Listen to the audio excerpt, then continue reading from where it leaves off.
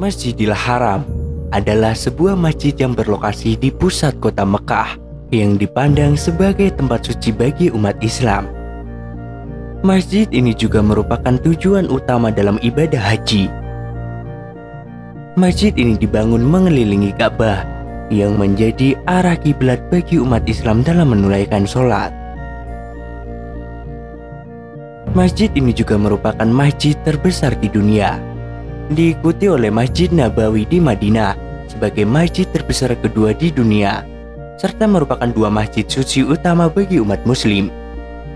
Luas keseluruhan masjid ini mencapai 356.800 meter persegi, dengan kemampuan menampung jamaah sebanyak 820.000 jamaah ketika musim haji, dan mampu bertambah menjadi 2 juta jamaah ketika sholat Id.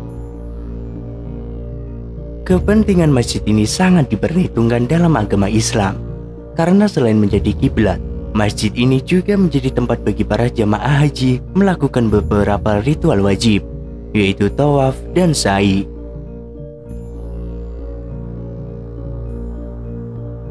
Masjidil Haram yang berada di Mekah, Arab Saudi adalah masjid yang menjadi magnet umat muslim di seluruh dunia sejak berabad-abad yang lalu.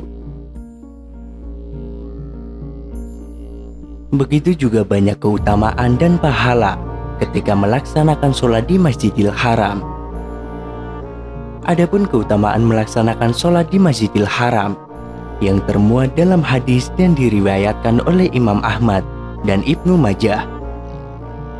Rasulullah Shallallahu Alaihi Wasallam mengungkapkan keutamaan melaksanakan sholat di Masjidil Haram adalah lebih utama daripada 100.000 sholat di masjid lainnya. Namun tahukah Anda, di dalam sejarah ada 3 ulama Indonesia yang pernah menjadi imam besar di Masjidil Haram.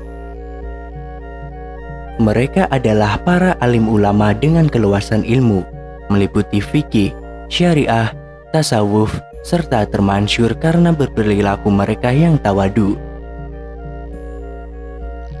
Berkat ketinggian ilmu tersebut, 3 tokoh ini dijadikan imam besar di Masjidil Haram, sebuah amanah yang menunjukkan tingkatan ilmu serta pengakuan kealiman dari para ulama di penjuru dunia.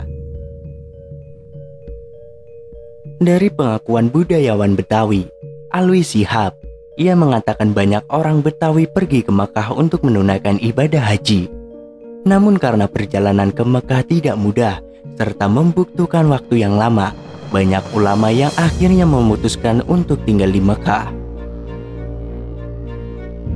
Siapakah orang tersebut yang istimewa mendapatkan amanah menjadi imam besar di Masjidil Haram? Yang pertama, Syekh Junaid Al-Batawi. Ia merupakan ulama asal Betawi yang lahir di Pekojan, Jawa Barat pada tahun 1740. Syekh Junaid Al-Batawi menetap di Mekah sejak 1834 dan mendapat julukan Syekhul Masyayikh, para ulama sahab Syafi'i, karena keluasan ilmunya. Ia telah menuntaskan tugas sebagai imam besar, lalu ia meninggal dunia pada 1840 di usianya yang ke-100 tahun. Dia merupakan orang Indonesia pertama yang menjadi imam besar di Masjidil Haram. Selama puncak karirnya, ulama yang lahir di Pekojan itu digelari sebagai guru-gurunya para mubalik musabab Syafi'i dari berbagai penjuru dunia, khususnya Nusantara. Oleh karena itu, tokoh tersebut dipandang sebagai poros silsilah ulama Betawi. Malahan nama Betawi menjadi masyhur di Tanah Suci berkat reputasi besarnya. Alwi Shihab, jurnalis senior yang banyak menulis tentang sejarah Jakarta, menyebutkan 1840 merupakan tahun meninggalnya Syekh Junaid Al-Batawi, yang artinya usianya telah mencapai dari 1 abad. Selama bermukim di Mekah, Syekh Junaid Al-Batawi berhasil membangun reputasi yang baik di tengah-tengah masyarakat, utamanya di kalangan alim ulama Masjidil Haram. Menurut Alwi Shihab, tokoh ini mulai hijrah dari tanah kelahirannya ke Mekah dikala usia 25 tahun. Kemudian yang kedua, ulama lainnya yang pernah menjadi imam besar di Masjidil Haram adalah Syekh Muhammad Nawawi Al-Jawi Al-Bantani. Pria yang lahir pada tahun 1813 di Kampung Tanara, Serang, Banten. Ini mempunyai darah ulama yang diturunkan oleh sang ayah, yaitu Umar Syekh Arabi. Syekh Muhammad Nawawi Al-Jawi Al-Bantani diketahui memperdalam ilmu agama di Mekah kurang lebih selama 30 tahun. Syekh Muhammad Nawawi Al-Jawi Al-Bantani telah menulis sebanyak 115 kitab, di antaranya ilmu kitab fikih, tasawuf, hadis, tauhid, dan tafsir. Ia wafat di Mekah pada tahun 1897.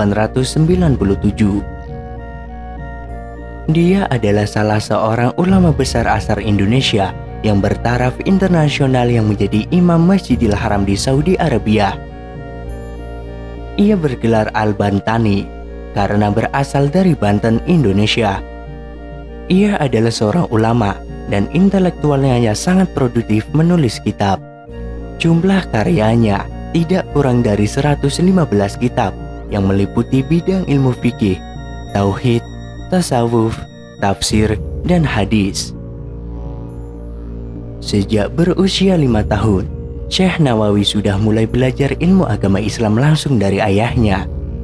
Bersama dengan saudara-saudara kandungnya, Syekh Nawawi mempelajari tentang pengetahuan dasar bahasa Arab, fikih, tauhid, Al-Quran, dan tafsir.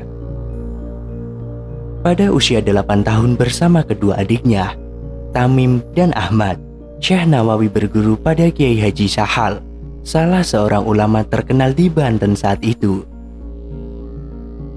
Di usianya yang belum genap 15 tahun, Syekh Nawawi telah mengajar banyak orang, sampai kemudian ia mencari tempat di pinggir pantai agar lebih leluasa mengajar murid-muridnya yang kian hari bertambah banyak. Baru setelah usianya mencapai 15 tahun, Syekh Nawawi menunaikan haji dan kemudian berguru kepada sejumlah ulama masyhur di Mekah saat itu. Kemudian yang ketiga, Syekh Ahmad Khatib Al-Minangkabawi. Ulama terakhir yang pernah menjadi imam besar di Masjidil Haram adalah Syekh Ahmad Khatib bin Abdul Latif Al-Minangkabawi. Syekh Ahmad Khatib bin Abdul Latif Al-Minangkabawi lahir di Kototuwo, Kabupaten Agam, Sumatera Barat, 26 Juni 1860. Sejak kecil, Syekh Ahmad Khatib dikenal sebagai sosok yang cerdas. Awal mula ia bisa menjadi imam besar di Masjidil Haram adalah saat pertama kali diajak sang ayah untuk menunaikan ibadah haji di tahun 1871.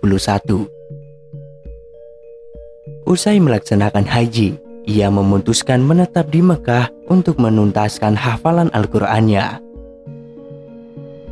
Suatu hari saat menjadi makmum di Masjidil Haram, ia membenarkan bacaan Syarif Anur Rafiq yang saat itu menjadi imam besar di Masjidil Haram.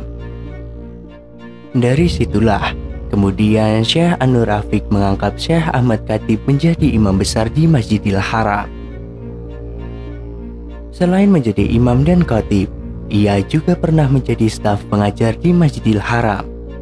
Syekh Ahmad Khatib bin Abdul Latif Al-Minangkabawi wafat pada tahun 1916 di Mekah.